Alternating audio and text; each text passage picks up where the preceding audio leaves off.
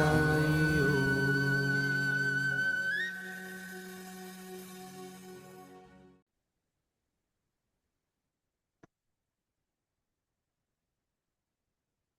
శ్రీ సాయినాథాయ నమః. శ్రీ సాయి సచ్చరిత్రము 26వ అధ్యాయము. అంతరింగిక పూజ. భగ భక్తపంతు హరిశ్చంద్ర పీతలే గోపాల అంబాడేకర్. ఈ విశ్వమునందు కనిపించు ప్రతి వస్తువు కేవలం భగవంతుని మాయతే సృష్టింపబడినది. ఈ వస్తువులు నిజముగా నుండి ఉండలేదు. నిజముగా నుండనిది ఒక్కటే, అదే భగవంతుడు. చీకటిలో తాడును గాని దండమును గాని చూచి పామనుకున్నట్లు ప్రపంచంలో కనిపించే వస్తువు బాహ్యమునకు అగుపడినట్లు కనిపించును, కానీ అంతర్గతముగా ఉన్న సత్యమును తెలుసుకొనలేము. సద్గురువునే మనము బుద్ధి అను అక్షులను తెరిపించి వస్తువులను సరిగా చూచినట్లు చేయును. మనకు అగుపడింది నిజస్వరూపము కాదని గ్రహించడం. కాబట్టి సద్గురుని అసలైన దృష్టిని కలగజేయమని ప్రార్థించము కాక అదే సత్య దృష్టి. అంతరింగిక పూజ. హేమత్ పంత్ మనకొక కొత్త రకం పూజా విధానం బోధించుతున్నారు. సద్గురుని పాదములు కడుగుట, ఆనంద భాష్యములని వేడి నీళ్లను ఉపయోగించము గాక, స్వచ్ఛమైన ప్రేమైన చందనమును వారి శరీరమునకు పూసదముగాక, దృఢ విశ్వాసమును వస్త్రముతో వారి శరీరమును కప్పెదముగాక, అష్ట సాత్విక భావములనడు 8 తామర పువ్వులను సమర్పించదముగాక, ఏకాగ్ర చిత్తమును ఫలమును సమర్పించదముగాక, భావమును బుక్కావారి శిరస్సుపై జల్లి భక్తి అనే మొలత్రాడును కట్టెదముగాక, మన శిరస్సును వారి బొటన వేళ్లపై నుంచదముగాక, సద్గురుని ఈ ప్రకారముగా నగలతో అలంకరించి మన సర్వస్వము వారికి సమర్పించముగాక. అట్టి ఆనందకరమైన పూజ చేసిన పిమ్మట ఇట్లు ప్రార్థించదముగాక. మా మనస్సును అంతర్ముఖము చేయుము, దానిని లోపలి వైపు పోవునట్లు చేయుము. నిత్యానిత్యములకు గల తారతమ్యమును తెలుపుకొను శక్తి దయచేయము. ప్రపంచ వస్తువులందు మాకు గల ఆసక్తిని పోగొట్టి మాకు ఆత్మ సాక్షాత్కారం కలుగునట్లు చేయము. మేము మా శరీరమును ప్రాణమును సర్వమును నీకు అర్పించదము. సుఖ దుఃఖాలను భావములను కలుగునట్లు మా నేత్రములు నీవుగా చేయము. మా శరీరమును మనస్సును నీ స్వాధీనమందుంచుకొంచు నీ ఇష్టము వచ్చినట్లు చేయము. మా చంచల మనస్సు నీ పాదముల చెంత విశ్రాంతి పొందుగాక. ఇక నీ అధ్యాయములో కథల వైపు మరల్చదము. భక్తవంతు. ఒకనాడు పంతు అనే భక్తుడు మరొక సద్గురుని శిష్యుడి అదృష్టవశమని షిరిడీ వచ్చెను. అతనికి షిరిడీ పోవాలని ఇచ్చ లేకుండాను, కానీ తానొకటి తలచిన దైవం ఇంకొకటి తలుచుండను. అతడు బీబీ అండ్ సిఐ రైల్వేలో పోతుండను. అందులో అనేకులు స్నేహితులు బంధువులు కలిసిరి. వారందరూ షిరిడీకి పోతుండరి. వారందరూ తమ వెంట రమ్మని కోరగా అతను వారిని కాదనలేకుండాను. వారు బొంబాయిలో దిగిరి. పంతు విరార్లో దిగను. అతడు తన గురువును దర్శించి షిరిడీకి పోవుటకు అనుమతి పొంది ఖర్చుల నిమిత్తము డబ్బును కూర్చుకుని అందరితో కలిసి షిరిడీ వచ్చాను. అందరూ ఉదయం షిరిడీ చేరి 10 గంటలకు మసీదుకు పోయిరి. బాబా పూజ కొరకు చేరిన భక్తుల గుంపును చూచి అందరూ సంతసించిరి. కానీ పంతుకు మూర్ఛ వచ్చి హఠాత్తుగా కింద పడను. వారందరూ భయపడరి. అతనికి చైతన్యం కలిగించుటకు ప్రయత్నించరి. అతని ముఖంపై నీళ్లు చల్లగా బాబా కటాక్షము తెలివి వచ్చెను. నిద్ర నుంచి లేచిన వాని వలె లేచి కూర్చుండెను. సర్వజ్ఞుడకు బాబా అతడు ఇంకొక గురువు తాలూకు శిష్యుడని గ్రహించి నిర్భయముగా నుండుమని ధైర్యము చెప్పుచూ తన గురువునందే భక్తి నిలుపునట్టు ఈ కింది విధముగా పలికెను. ఏమైనను కానిండు, పట్టు విడవరాదు. నీ గురుని యందే ఆశ్రయం నిలుపుము. ఎల్లప్పుడూ నిలకడగా నుండుము. ఎప్పుడూ వారి ధ్యానమునందే మునిగి ఉండము. పంతు ఈ మాటల యొక్క ప్రాముఖ్యమును గ్రహించను. ఈ విధముగా తన సద్గురుని జ్ఞప్తికి తెచ్చుకొను. అతడు తన జీవితంలో బాబా చేసిన ఈ మేలను మరవలేదు. హరిశ్చంద్ర పీతలే. బొంబాయిలో హరిశ్చంద్ర పీతలే అన్న అతడు ఉండెను. అతనికి మూర్ఛ రోగముతో బాధపడుతున్న కొడుకొకడు కలడు. ఇంగ్లీషు మందులను ఆయుర్వేద మందులను కూడా వాడను, కానీ జబ్బు కుదరలేదు. కావున యోగుల పాదములైన బడితే సాధనం ఒక్కటే మిగిలిన. 15వ అధ్యాయమునందు చక్కని కీర్తనలచే దాసగును బాబా కీర్తనని బొంబాయి ప్రెసిడెన్సీలో వెల్లడి చేసినని తెలుసుకుంటే 1910లో పీతలే అట్టి కథలు కొన్నింటిని వినెను. వాని నుండి ఇతరులు చెప్పిన దాని నుండి బాబా దృష్టి చేతను స్పర్శ చేతను బాగు కానట్టి జబ్బులను బాగు చేయమని గ్రహించను. సాయిబాబాను చూచుటకు మనసులో కోరిక పుట్టను. సర్వ విధముల సన్నాహమై బహుమానముల వెంట తీసుకుని పండ్ల బుట్టలను పట్టుకుని భార్య బిడ్డలతో షిరిడీకి వచ్చెను. అతడు మసీదులో పోయెను. బాబాకు సాష్టాంగ నమస్కారం చేసెను. తన రోగి కొడుకును బాబా పాదములపై వేచెను. బాబా ఆ బిడ్డల వైపు చూడగానే ఒక వింత జరిగెను. పిల్లవాడు వెంటనే కండ్లు గిర్రున తిప్పి చైతన్యము తప్పి నేలపై పడెను. అతని నోట చొంగ కారెను. అతని శరీరమున చెమట పట్టెను. అతడు చచ్చిన వాని వలె పడెను. దీన్ని చూసి తల్లిదండ్రులు మిక్కిలి భయపడిరి. అటువంటి మూర్ఛలు వచ్చుచుండెను గాని ఈ మూర్ఛ చాలా సేపటి వరకు ఉండెను. తల్లి కంటనీరు వరదలుగా కాల్చుండెను. ఆమె ఏడ్చుటకు మొదలెడెను.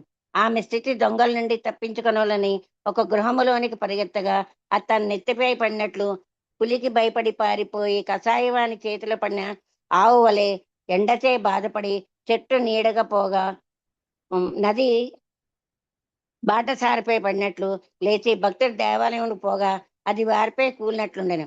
ఆమె ఇటు లేచుచుండగా బాబా ఈమె నీటిని ఓదార్చెను. ఇటు ఏడవలదు, కొంతసేపు ఆగము, ఓపికతో ఉండుము, కుర్రవానికి బసకు తీసుకుని పొమ్ము, అరగంటలో వానికి చైతన్యం వచ్చును. బాబా చెప్పిన ప్రకారం వారు నెరవేర్చిరి. బాబా మాటలు యథార్థములయ్యను. వాడాలోనికి తీసుకుని పోగానే కుర్రవానికి చైతన్యం వచ్చును. పీతలే బాబా దర్శనకై భార్యతో మసీదు వచ్చును. వారు బాబా పాదములను వినయముతో సాష్టాంగ నమస్కారము చేసి వారి పాదములను ఒత్తుచూ కూర్చుండేది. మనసులో బాబా చేసిన ఉపకారమునకు నమస్కరించుచుండేది. బాబా చిరునవ్వుతో నవ్విరి. నీ తండ్రి నీ ఆలోచనలు సంశయములు భయోత్సాహములు ఇప్పుడు చల్లబడినవా? ఎవరికైతే నమ్మకము ఎవరికైతే నమ్మకము ఓపిక గలదో వారిని తప్పగా భగవంతుడు రక్షించను. పీతలే ధనికుడు, మర్యాద గలవాడు. అతడు అందరికీ అపరిమితముగా మిఠాయి పంచిపెట్టను.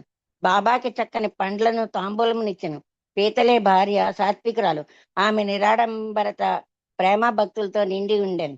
ఆమె స్తంభమును దగ్గరగా కూర్చుని బాబా వైపు దృష్టి నిలిచి కండ్ల నుండి ఆనంద భాషములు రాల్చుచుండెను. ఆమె స్నేహ ప్రేమ భావములను గని బాబా మిక్కిలి సంతుష్టుడు చెందెను. దేవుని వలె యోగేశ్వరులు కూడా తమ భక్తులనై సాధారపడదురు. ఏ భక్తుడు హృదయపూర్వకముగాను మనఃపూర్వకముగాను పూజించి శరణు వేడును వానికే భగవంతుడు తోడ్పడును. వారు కొద్ది రోజులు బాబా వద్ద సుఖముగా ఉన్న పిమ్మట ఇంటికి పౌన నిశ్చయించి బాబా దర్శనంకై మసీదుకు వచ్చిరి. బాబా వారికి బూదీ ప్రసాదం ఇచ్చి ఆశీర్వదించను. పీతలే దగ్గరికి పిలిచి ఇట్లను, బాపు అంతకుముందు 2 రూపాయలు ఇచ్చేయండి, ఇప్పుడు 3 రూపాయలు ఇచ్చుచున్నాను. వీరిని మీ పూజా మందిరములో పెట్టుకుని పూజించము, నీవు మేలు పొందదు. పీతలే వీరిని ప్రసాదముగా అంగీకరించను. బాబాకు సాష్టాంగ నమస్కారం చేసి ఆశీర్వాదాలను ప్రార్థించను. ఇదే తాను షిరిడీ పోవటం మొదటిసారి కనుక అంతకుముందు 2 రూపాయలు ఇచ్చాను. బాబా మాట్లాడ అర్థమును గ్రహింపలేకున్నాను. దీన్ని తెలుసుకునే వాళ్ళని కుతూహలపడను. కానీ బాబా ఊరుకను. సగృహమునకు పోయి తన తల్లికి ముదిసరి తల్లికి ఈ వృత్తాంతం చెప్పి బాబా అంతకు ముందు 2 రూపాయలు ఇచ్చినని అదేమి అని అడిగాను. ఆమె తన పుత్రునితో ఇట్లను, నీ కొడుకుతో నీవు ఇప్పుడు షిరిడీకి పోయినట్లు మీ తండ్రి నిన్ను తీసుకుని అక్కలకోట మహారాజు గారి వద్దకు పోయాను. ఆ మహారాజు కూడా సిద్ధపురుషుడు, పూర్ణయోగి, సర్వజ్ఞుడు, దయాళువు. మీ తండ్రి నిర్మలమైన భక్తుడు కనుక ఆయన పూజను స్వామి ఆమోదించింది. వారు మీ తండ్రికి 2 రూపాయలు ఇచ్చి మందిరములో పెట్టి పూజించుకోండి. మీ తండ్రి గారు చనిపో వరకు వారిని పూజించుండేది. అటు పిమ్మట పూజ ఆగిపోయింది. రూపాయలు పోయినవి. కొన్ని సంవత్సరాల పిమ్మట రూపాయి సంగతి పూర్తయి మరచితమే. నీవు దురదృష్టవంతులచే అక్కలకోటగారి మహారాజు శ్రీ సాయి రూపములో కనిపించి నీవు అదృష్టవంతుడగుటచే అక్కలకోట మహారాజు నీ సాయి రూపంలో కనిపించి నీ కర్తవ్యమగు జ్ఞప్తికి తెచ్చి నీ కష్టములను తప్పించజూచున్నారు. కాబట్టి ఇక మీదట జాగ్రత్తగా ఉండము, సంశయములను దురాలోచనలను విడవము, మీ తాత ముత్తాతల్ని ఆచారము ప్రకారం నడువుము, సత్ప్రవర్తనను అవలంబింము, కుటుంబ దైవములను పూజింపము, రూపాయలను పూజింపము, వారి విలువలను గ్రహించి వాటిని శ్రద్ధగా పూజించి మహాత్ముల ఆశీర్వచనం దొరికినందుకు గర్వించము. శ్రీ సాయి నీలోని భక్తిని మేలుకొల్పినారు. నీ మేలు కొరకు దాన్ని అభివృద్ధి చేసుకుంది. తల్లి మాటలు విని పీతల మిక్కిలి సంతోషించను. శ్రీ సాయి యొక్క సర్వాంతర్యామిత్వమునందు వారి శక్తి యందు అతనికి నమ్మకం కలిగను. వారి దర్శన ప్రాముఖ్యమును గ్రహించను. అప్పటి నుండి తన నడవడి కూర్చి చాలా జాగ్రత్తగా ఉండెను. గోపాల్ అంబాడేకర్ గారు, పూనా నివాసి గోపాల్ నారాయణ అంబాడేకర్ బాబా భక్తుడు. అతడు అబ్కారీ డిపార్ట్మెంట్ లో 10 సంవత్సరం నౌకరీ చేసిన. ఠాణా జిల్లాలో జన్హార్ స్టేట్ లోను ఆయన ఉద్యోగములు చేసి విరమించుకున్నాను. మరొక ఉద్యోగం కొరకు ప్రయత్నించను, కానీ ఫలించలేదు. అతడు అనేక కష్టముల పాలయ్యను. అతని స్థితి రాను రాను అసంతృప్తిగా ఉండేను. ఈ ప్రకారం 7 ఏండ్లు గడిచెను. అప్పుడు ప్రతి సంవత్సరం షిరిడీకి పోవచ్చు బాబా అతని కష్టములు చెప్పుచుండేవారు. 1916లో ఆ, అతని స్థితి చాలా అతని స్థితి చాలా హీనముగా ఉండడితే షిరిడీలో ప్రాణత్యాగం చేయి నిశ్చయించుకున్నాను. అతడు భార్యతో షిరిడీకి వచ్చి 2 మాసములుండను. దీక్షిత్ వాడాకు ముందున్న ఎడ్ల బండి మీద కూర్చుని ఒకనాడు రాత్రి దగ్గరున్న నూతిలో బడి చావాలని నిశ్చయించుకున్నాను. అతడు ఈ ప్రకారము చేయి నిశ్చయించుకునగానే బాబా మరి ఒకటి చేయి నిశ్చయించను. కొన్ని అడుగుల దూరమైన ఒక హోటల్ ఉండెను. దాని యజమాని సగన్ మేరక్ నాయకు. అతడు చాలా భక్తుడు. అతడు అంబాడేకర్ను పిలిచి అక్కల్ కోటకర్ మహారాజు గారి చరిత్రను చదివితివా అని అడుగగా పుస్తకమునిచ్చాను. అంబాడేకర్ దాన్ని తీసుకుని చదవనించాను. పుస్తకము తెరిచేసరికి ఈ కథ వచ్చెను. అక్కల్ కోటకర్ మహారాజు గారి కాలములో ఒక భక్తుడు బాగునట్టి దీర్ఘదేహంతో బాధపడుచుండెను. బాధను సహించలేక నిరాశ చెంది బావిలో దూకెను. వెంటనే మహారాజు వచ్చి వాణ్ణి బావిలో నుంచి బయటకు తీసి ఇట్లను: గత జన్మ పాప పుణ్యములు నీవు అనుభవించక తప్పదు. కర్మానుభవం పూర్తి కానున్నచో ప్రాణత్యాగము నీకు తోడ్పడను. నీకు ఇంకొక జన్మ ఎత్తి బాధ అనుభవించవలను. చచ్చుటకు ముందు కొంతకాలం వేళ నీ కర్మ అనుభవించరాదు. గత జన్మముల పాపముల చేత నేల తుడిచి వేయరాదు. దాన్ని శాశ్వతగా పోనట్లు చేయము. సమయోచితమైన ఈ కథను చదివి అంబాడేకర్ మిగిల ఆశ్చర్యపడెను. వాని మనస్సు కరిగెను.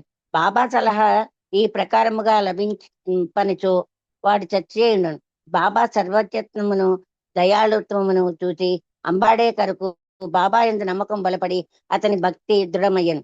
అతని తండ్రి అక్కల్కోటకర్ మహారాజు భక్తుడు కాన కొడుకు కూడా తండ్రి వలె భక్తుడు కావాలని బాబా కోరిక. అతను బాబా ఆశీర్వాదం పొందెను. వాని శ్రేయస్సు వృద్ధి పొందెను. జ్యోతిష్యము చదివి అందులో ప్రావీణ్యం సంపాదించి దాని ద్వారా తన పరిస్థితి బాగు చేసుకుని కావలసినంత ధనమును సంపాదించుకొనగలిగాను. మిగతా జీవితం అంతయు సుఖముగా గడిపను. 26వ అధ్యాయము సంపూర్ణం. సద్గురు శ్రీ సాయినాథార్పణమస్తు. శుభం భవతు. శ్రీ సత్సాన్ సద్గురు సాయినాథ్ మహారాజ్ की जय।